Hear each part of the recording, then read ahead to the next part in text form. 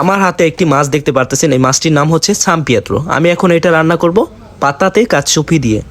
আমি এখন ফোড়নোর ভিতরে ঢুকিয়ে দিলাম, দেন তার সাথে সাথে আমি টাইমও সেট করে দিলাম কতক্ষণ লাগবে এই মাছটি হতে। যেহেতু একটি বড় মাছ, অলরেডি আমাদের মাছ হয়ে গেছে। এখন দেখতে পারবেন যে মাছটির কালারও কিন্তু চেঞ্জ হয়ে গেছে। দেখতে পারতেছেন মাছটির কালারটাও কিন্তু চেঞ্জ হয়ে গেছে আগের তুলনায়। যেহেতু হয়ে গেছে, এখন আমি এই মাছটির উপরে কিছু প্রেসেমোলও দিয়ে দিব। দেখতেই পারতেছেন এখানে কিছু প্রেসেমোলও কাটা ছিল, এখন আমি এই মাছটির উপরও দিয়ে রাখবো। আর কালারটা কিন্তু অনেক অনেক সুন্দর হয়েছে। আর জানি না এই সুগুটি আরও কত সুন্দর হবে। এই সুগুটি মনে করেন আপনার অনেক টেস্টি হয়, যেহেতু প্রেসেমোলো। তাছাড়াও আমি ভিডিওটি লং হয়ে যাবে তার কারণে দেখাইতে পারি নাই সব কিছু। আর ছুগুর কালারটি দেখছেন অনেক সুন্দর কালার একটি আসছে যেহেতু। আর এটি এখন আমি চার্জারে করে রাখবো, দেখি অনেক সুন্দর। আসলেই ছুগুটি অনেক টেস্টি হয়েছে।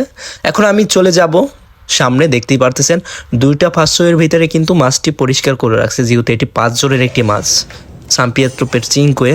দেন এখন আমি এই মাছের উপরে পাতাতে কাচুপি দিয়ে রাখবো। আর এই মাছটি কিন্তু অনেক টেস্টি, খাবারটাও মানে এটা ইটালিয়ানরা অনেক মজারভাবে খেয়ে নেয়, না বলার বাইরে খুব সুন্দর।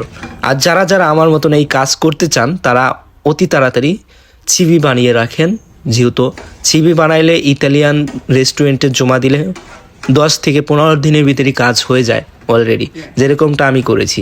আমিও কিন্তু এই রেস্টুরেন্টে ফার্স্টে আরও 3 বছর আগে সিভি বানিয়ে কাজটি পেয়েছিলাম। এখন আমি এই রেস্টুরেন্টের শেফ। দেখতে পারতেছেন সাম্পিয়াত্রো কিন্তু এটা হয়ে গেছে। এখন উপরে কিছু প্রেসেমোলো দিয়ে রাখলাম, তারপরও খাবারটা ওকে।